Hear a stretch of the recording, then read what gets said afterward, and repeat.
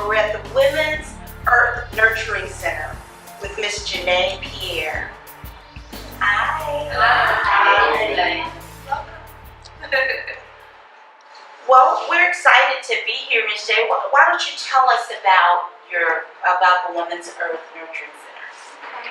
The Women's Earth is a spa and wellness center, and it sits in the historic 3rd Ward District. Minutes from Midtown Medical Center, and it's a special place. You know, it's where people can come together, and it's a vessel where women can come and do their thing, whether it's yoga, meditation, attend retreats, socials, and anything that provides a platform to initiate healing holistically. Okay. Janae, I see that you offer prenatal wellness for pregnant women. Yes. What actually takes place with this particular course program? I'm really excited about our prenatal wellness program. It's actually the newest program that's coming up. The official launch is actually in October, but we've already started providing services. So anything from pre-conception to postpartum. So we're talking fertility support, nutrition, prenatal detox. We're talking bee stings, which is a very nice yummy steam bath. Whether you're pregnant or not, it's pretty good. We're talking prenatal massage, prenatal yoga, coaches for the whole family, partner, doula services as well, pre, postpartum, and during pregnancy. And it just encompasses everything that mommy and that partner needs to get ready for baby. All right. Sounds good. What makes you passionate about your business? It's the air I breathe right now. It's, legally considered a business, but it is my purpose. I have a HR background, and I stepped into this with intention and deliberation. Awesome. So it's always a passion for you, something that you always wanted to do? You know, if someone sketched out this vision to me, just 2 years ago, I would say that they're crazy. I don't know what they're talking about. But have I always wanted to work with women? Absolutely. I've always been invested in women and their holistic elevation and healing. And of course, that picture has matured as I have matured. So the women has always been a consistent thing for me. May I call you Miss J? Whatever. You can call me just Jay. Well, my experience when I first walked in, you mentioned something about the air you breathe. When I walked in, I felt that. Yeah. Whatever vision you had in your head, you have totally displayed it here. It was amazing. The smell, the ambiance, I felt this calming effect. When I walked in, I just felt spa, relaxation, and I need that. Yeah. So you're doing a wonderful job here. Thank you Congratulations. so much. I receive that. And it's the natural exchange of energy of everybody that comes through this place and that dwells in this place, and it's just very authentic sharing, these things. So I receive that. It shows. So you said Woman's Earth, but do you also offer male services besides the couple? Do you offer individual males? What's your demographic? Absolutely. And it does kind of intimidate some men. Yeah. It's the Woman's Earth. It's like, as long as you know it's the Woman's Earth, then Right. you're good. We do have male members. We have male clients that come in that participate in yoga, meditation, and I partner with woman-owned businesses. That's kind of the heartbeat of this Really? So I partner with, and so they come in and they do their thing. And one of our business owners, she's actually a tantra specialist, and she works with men on different aspects of human sexuality and getting to know that part of them and tapping into their divine feminine. And then that also makes us very happy when it happens too. So Nikisha Sanders is a gem. Miss J, you're going to have to definitely keep us posted on all your events and things that's going on here. Absolutely. I will. I'm glad you guys are here.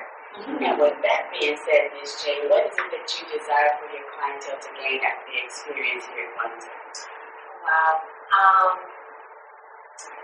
I want them to, each person, I pray that each person, when they walk in, they can feel the energy. Yes. That's what it is.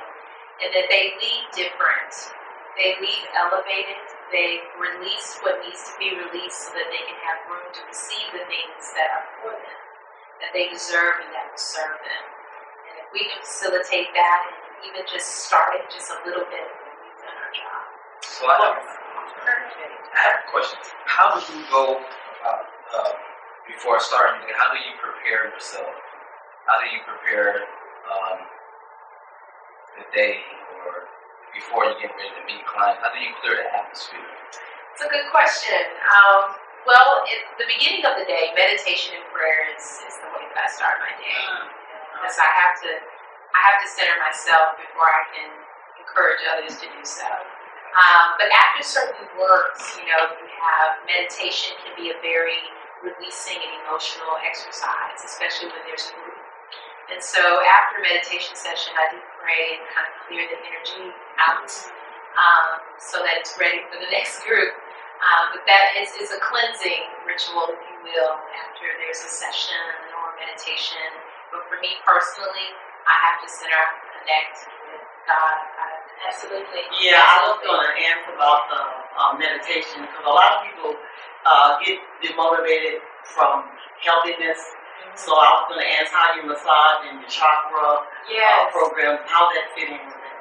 Oh, it's just like they're married and they flirt with each other and they have sex and they really fit well with each other. I know, right?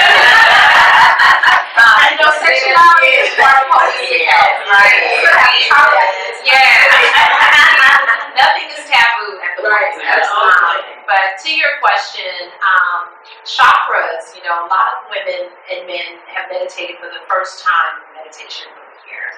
So we really work on teaching them about their chakras and what is that and what is a chakra. And I try to meditate, but I just keep thinking about my to-do list and I don't think I'm doing it right. And so that's why we talk about guided meditation, and it's a process like everything else. And just you trying and being diligent and being authentic with the universe and what you're putting out there, you're doing the work, and that's what's important. Yeah, I want to learn about my chakra. Yeah. So now we need to go into our best beauty, which is just talking about our outer beauty. So what is it that you do here that would go into our outer beauty that functions that you do that? Okay, well we offer facials. Our products are vegan and organic. You are gonna experience some facials in a minute, but we educate too. So we tell you about your skin, because you do need to take care of the vessel that your spirit is dwelling in. That's very important. And we give you tips on how to take care of yourself and your skin. And then we also talk about diet and food. We have detoxification programs and cleansing programs, because everything you put in reflects what's out. So Jay, we've been talking a lot about inner beauty and taking care of our spirit, but what about our beauty? What does the Women's Earth Nurturing Studio do for our beauty? Yeah, we definitely advocate taking care of the skin that you're in, because we have to care for our vessels that houses our spirit. So we offer facials. We use vegan and organic products for our facials. We also educate you about taking care of your skin. We offer massages. Massages aren't just relaxation and luxury. They are good for all kinds of different things. Increases white blood cell count, good for increasing, keeping the blood moving, good for high blood pressure, for stress release, and so many other things. We also offer support in detox and cleansing, because what you put into your body affects your body and how it functions and how it responds to everything that you encounter physically. And so we do offer that support as well. Wow, okay, great. So Ms. J, is it safe to call it temple conditioning? Temple conditioning? Temple or temples? Oh, yes. Temple Yes. I like that word. Yes. I haven't heard that before.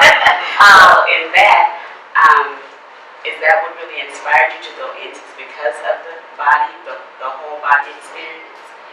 You know, I can't really say that there's one thing that brought me to this point. I think it's a combination of experiences. You know, I first dipped and dabbed into being a vegetarian in high school, and that had a lot to do with, you know, diabetes and high blood pressure and diseases going, you know, in my family, people that look like me generally, right? And, you know, women, that came into play when I hit college. I used to make my friends and some of my sisters get together and listen to me talk about joy versus happiness. And so when I discovered Iyanla Van Zandt at the age of 18, I just fell in love. And so I think it's a combination, and then my own experiences as I detox spiritually after heartbreaks, or you know, just finding my way through relationships and ebbing and flowing, and eventually found my way to meditation, yoga, and so not one thing, but probably a recipe of many brought me to this point. Ms. J, I'm so glad to be sitting here just with these amazing people, and also you. You said the word educate. That's what we need as a whole, to educate. I can go to a store and just grab something off the shelf, not really know what it is, put it in my body, not reading the label or whatever the case may be. But that's very important as we educate, you know, just people in general. What made you kind of gear toward that aspect of educating? Not just saying, here, take this, eat this, drink this, and it's good for you. What made you decide to educate and say it? Well, that's a very good question, because I feel like, you know, when we're growing up, you know, we're told what religion we're going to practice. We're told what we're going to eat, because, you know, it's either you eat this, you don't eat. We're told, you know, different things, and I think that when you come into your own and say, you know, I need a full understanding. So we want everyone to have an informed decision, you know, because when you make that decision, then it's going to become a part of your regimen. And it's not going to be something that someone told you to do. It's easy to abandon something that you were made to do, or you were advised to do, than a decision that you're going to take. Thank you, Jay, for having us at the Women's Earth Nurturing Studio. And if you want to get in touch with Ms. Jay, here's her information. You can reach us by calling us here at the studio at 281-682-4800. And we also invite you to visit our website, thewomensEarthstudio.com. And you can also schedule a visit. We're at 2201 Arbor Street, Houston, Texas. And we're right off of the 288 Feeder and Arbor Street. And thank you very much for having me and being here and sharing your energy here. I appreciate it. Thank you. So now we're going into our segment on what's trending. So I'm hoping you've already heard, but we're talking about Ferguson, Missouri, and we're talking about the shooting of Michael Brown. So just in case you haven't heard, there was an unarmed teen who was shot by a police officer.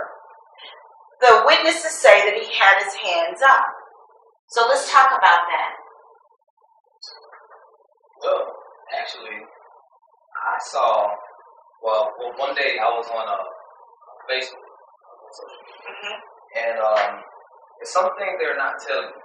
I was on the site, and I saw a posting a young lady had posted, and they were showing that young Michael Brown, he was coming from around the corner, and he was cutting through the grass with his hands already up, saying, "Don't shoot, don't shoot." And the next thing I saw was 3 policemen. They jumped out and they surrounded him, and it was like using profanity, "Get on the ground, get on the ground." And he's saying, "Don't shoot, don't shoot." And you can tell that he was, scared. He was fearing for his life. And then I heard a shot. Pow! And now you saw this? I saw this. They had it posted because a young lady, I believe it was a Hispanic lady. She posted. She said, "They took this down the first time, but here it goes again." And then the next day, it was gone. So, right. And then the thing is, when he went down, they shot him about 6 times, and then they covered him. Yes, they put handcuffs on him and drug him into the street. See, that's what they're not telling you. They're not telling us. What I don't understand is, why did he get shot at the beginning? What was this? Why did he get shot? We didn't even know that. What was the purpose of him being shot? They're not saying. They didn't say why they initially or came up with stopping him, or what was the reason? Well, Oh, they jaywalk. did He mention jaywalked. Yeah, He was they jaywalking. did. He was going to his grandmother's shot me. He was going to his grandmother's house. Yeah, they said that they're asking him to get off the street and get up on the sidewalk. That constitutes you being Yeah, shot. It doesn't constitute it, but that's what happened. You know, we taking a look at Well, they say that the whole vibe in Missouri, in that part of Missouri, in Ferguson, is that they do this all the time. And people are just tired. They're over-policed. You trying to go to the store, you get stopped and questioned. You walking across the street to your grandmother's house, you get stopped, you get questioned. Harassment. Or is it a police officer just doing his job? Well, I don't come To walk to across the street. killing a But if young this is man. going on in Ferguson, they're policing the area. They're policing. Are they not doing their So job? are they saying it's illegal to walk across the street? No, But I mean, that still doesn't jaywalking is constitute what they- killing somebody and shooting them in the head. Unarmed. Exactly. Hands up. Remember, hands up. he was in Don't a surrender shoot. position. Surrendering position. Well, see, the story, it goes, they're saying that Michael Brown, he was just leaving the store from, basically, they try to put it like he was robbing the store. And he had assaulted someone. Right. But that came out after. How many days after? Exactly. And not only that, when the police officer stopped Michael Brown, he had no idea that incident had ever even taken place. So when he stopped Michael Brown, he didn't even know that there was an incident that possibly had Michael Brown involved in it. I mean, it was just, that shooting was just completely unjustified. The other thing I wanted to talk about was Officer Dan Page's racist rant. I don't know if you all were able to see this, but this is another police officer who made some extremely outrageous comments and did not realize that this was going to come into play at this time. But I mean, he made a statement that alluded to when he goes to a domestic violence situation, that he just lets them kill themselves and tells them, go on and kill yourself so I don't have to be bothered with you. And that's been flashing on CNN. Now, that same officer pushed and rubbed up one of the CNN commentators, Mr. Lemon, Don Lemon. And so they went and started looking into what he does. So this is kind of like a overall, what do I want to say? Their whole, yes, their mode of operation. But then, It's their norm. That's how they talk. And that's what they do. Well, in my opinion, going back to Michael Brown's case, the KKK has actually opened up account for the shooter, the police officer that actually did the shooting. And, just like they did in the George Zimmerman case. And I think that's just as horrific as a crime. Open up an account for what purpose? For his attorney fees? Well, they didn't state what it was It's for, but Oh, it's so there's put money in there. So like a GoFundMe thing. yes. Oh, wow. And now he actually has more money than the Michael Brown. Wow. That was as of yesterday when I heard that on it. Wow. Well, he's going to need it. He's definitely Yes, he will. He's going to need that. Yeah. Wow.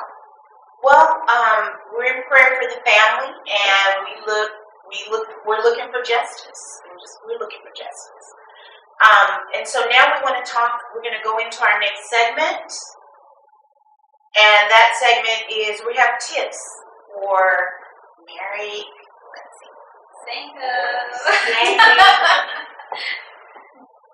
So let's see, who has our tip for our single men? I have it. For single men, there's a value of commitment. We're looking for that future spouse. Find someone who will stand with you and be in your corner no matter what. And I also have just an extra tip for men. Be well groomed. Be courteous. Have a great conversation, to give to that lady of your choice. Okay. What about being godly? Well, that's actually first and foremost. But when you go into a dating scene, your expectations of just starting out having a gospel conversation is usually not the first thing that comes to mind, but not saying that could not be part of the conversation. Well, I tell you, I beg Well, to differ. That's the first thing That's just my Right. Yeah. Y'all know y'all looking at the outside first. After that, you know, the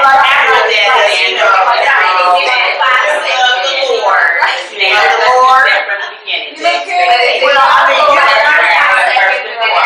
Usually that's established, all the gospel and godly things is established before you make the date.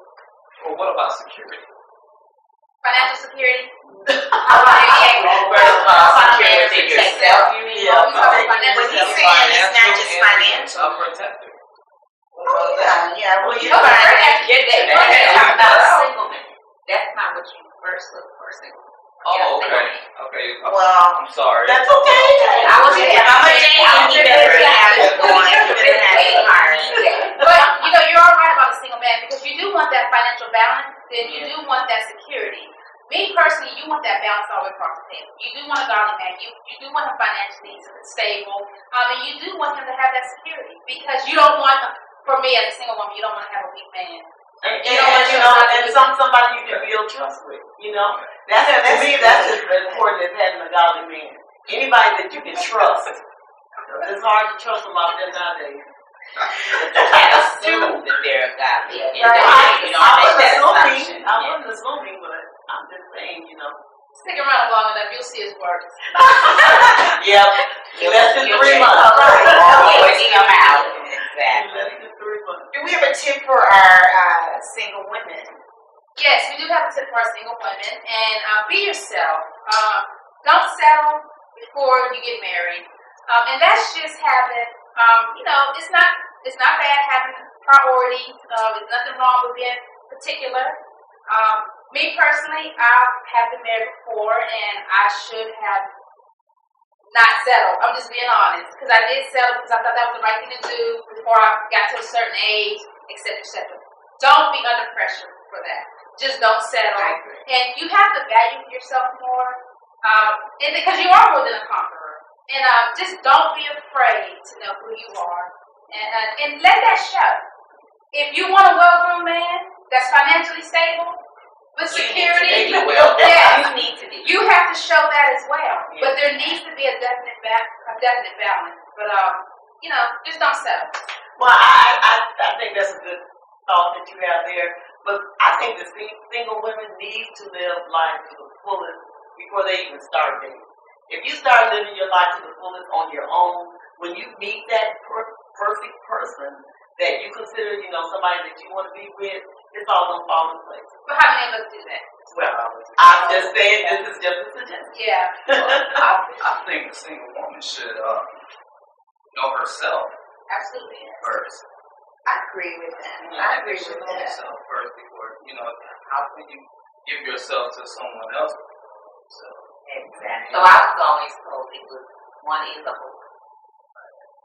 So you have to be whole within yourself before you try to do it with somebody else. One plus one is two.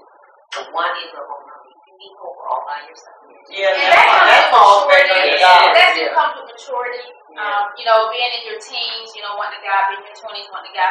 And it's really from how you're reared as a child. The first thing we're taught as young ladies, you know, get a husband, get married. And really, that's the era I was raised in. But you're absolutely right. You know, times have changed. You know, so what's our tip for our married men this week? Married men? Oh, like that's impossible, right? Can I say more like a married couple? Okay, we'll go with that. We'll go with that. Me personally, if you're married, you're married. Right. You have to set the single life to the side.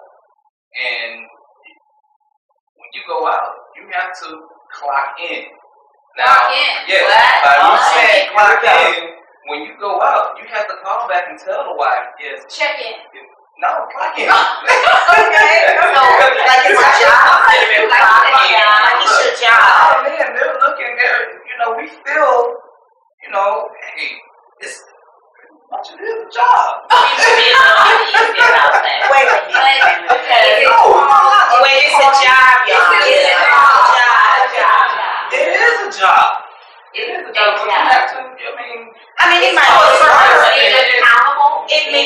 It's not a job. Okay, Ted, I'm sorry. But there's You should try it. Yes. Or you wouldn't have to worry about that if she were there with you. But when you're going out with your friends, now you can't tell me, ladies, you have your girl night. All right, well, we're done with our tips for married people and single people, and now we want to thank you for joining us on America Let's Talk.